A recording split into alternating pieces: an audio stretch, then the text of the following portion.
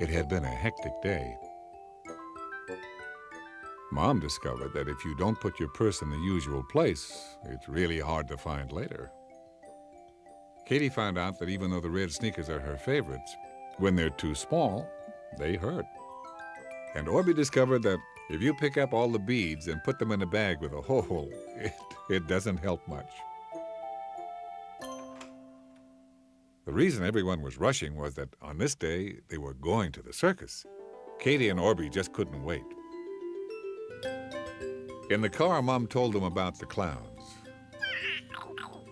Dad told them about the tigers and elephants. Katie and Orbie could hardly believe that they could go to a place where all these things could happen together. Dad chuckled, "That's nothing. There are loads of surprises at the circus." When they arrived, Katie and Orbie could tell that this was an exciting place. In front of them was a huge tent.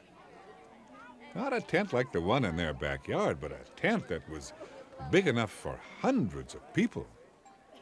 Katie worried that they didn't bring their sleeping bags. Mom laughed as she opened the door.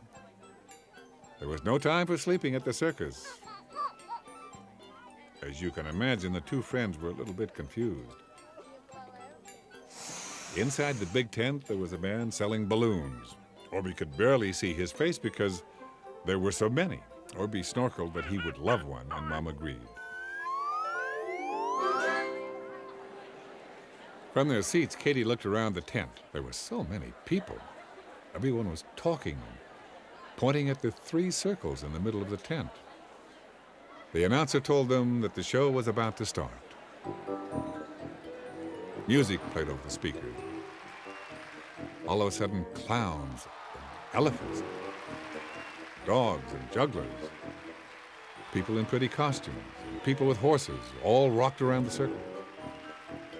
Well, Katie and Orbie were both so busy trying to find out what they all were and what they did that Mom finally told them to sit back and watch. Soon they would see.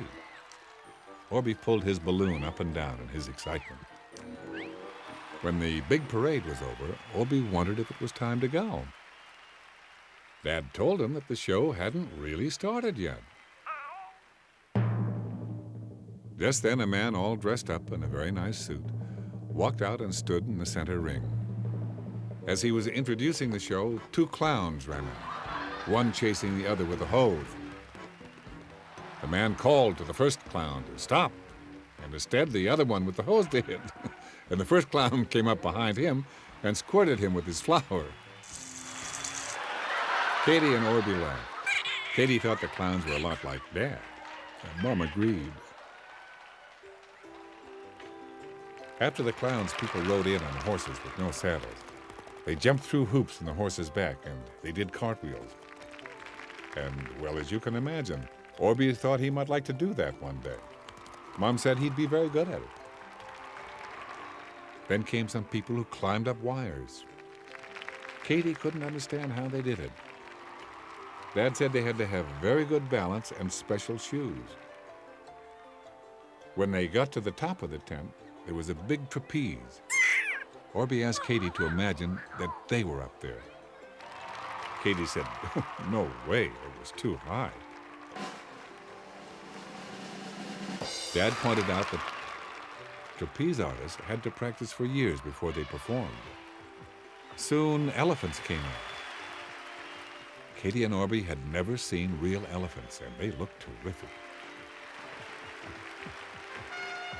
Music came on to the speakers, and suddenly the elephants were dancing. They did wonderful tricks. Katie thought she might like to work with elephants one day. Dad said that was a good idea, too, as long as they didn't step on your feet. Next, there was a group of acrobats who climbed on each other to make a big triangle. One jumped from a springboard to get on top. Katie thought it would be fun to try at home. Dad didn't think he could hold so many people together. Then came a long train of tigers. They had to do their act in a cage because nobody wanted to find out if the tigers were hungry. Katie loved the tigers and wondered if she was brave enough to work with them. Dad said he wasn't. At the end of the circus, Mom brought Katie and Orbie over to ride an elephant. When their turn came, Katie stood on the ground away from the elephant. She looked way up to the top. The elephant was really, really big. Katie told Mom that she thought maybe she'd just like to watch the ride. Mom told her that she had a ticket. She could go if she wanted. But the point was, Katie didn't want to go. So Orbie got 2 turns and loved it. He insisted on taking his yellow balloon with him. On the second turn, Orbie got so excited about the ride that he let the balloon go.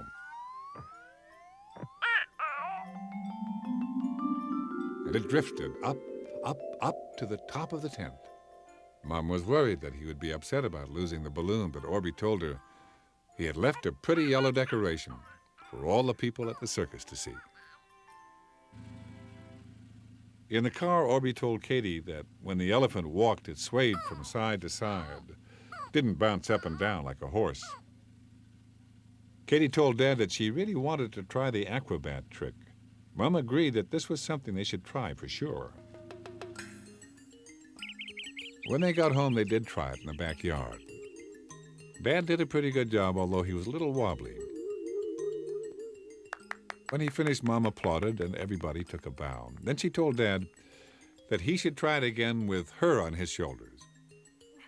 Mom laughed until Dad announced that the entire home circus should tickle her. Mom shrieked and ran, but they caught her, and soon they did their own circus act, the famous people pile. And do you know that night when Katie and Orbie were in bed, Orbie reminded Katie about his balloon. He told her that right at this moment, there would be a new crowd at the circus. Orbie was sure that they would look up and see his big yellow balloon. And I know this may be hard to believe, but I bet almost everybody did.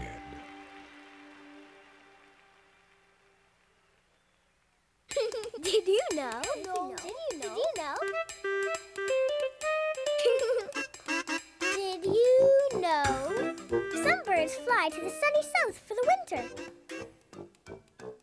They fly hundreds of miles, which is a long, long way, to the same nest every year without ever getting lost. And they don't even use a map.